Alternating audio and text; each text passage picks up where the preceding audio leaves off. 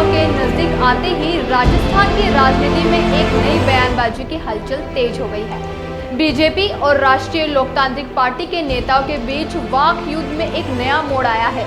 रविवार 15 सितंबर को बीजेपी की बैठक में डेगाना के पूर्व विधायक रिचपाल मिर्धा ने सांसद हनुमान बेनीवाल पर तीखा हमला बोला। मिर्धा ने कहा कि अगर इस बार हनुमान बेनीवाल चुनाव हारने में नाकाम रहते हैं तो उन्हें अमर बकरा की उपाधि दी जाएगी।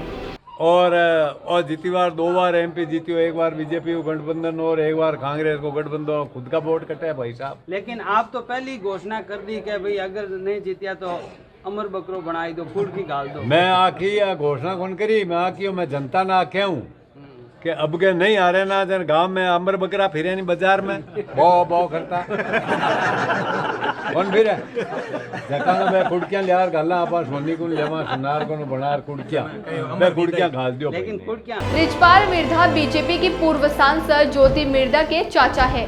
उनकी इस टिप्पणी पर हनुमान बेनीवाल ने अपनी प्रतिक्रिया देते हुए कहा कि मिर्धा की तबीयत ठीक नहीं रहती और उनकी बातों को गंभीरता से नहीं लिया जाना चाहिए।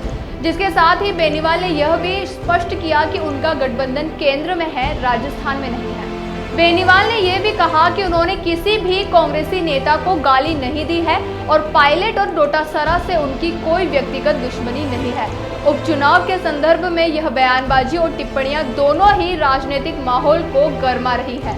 खिपसर के चुनावी रण में यह देखने वाली बात होगी कि जनता का मूड क्या है और इस बयानबाजी का चुनावी परिणाम पर क्या असर पड़ता है। रिचपाल मिर्धा की अमर बकरे वाली टिप्पणी ने चुनावी मैदान में एक नया विवाद खड़ा कर दिया है, जो अब जनता की अदालत में सुलझेगा। खबरों के लिए बने रहिए हमारे साथ और देखते रहिए द फैक्ट इंडिया। धन्यवाद।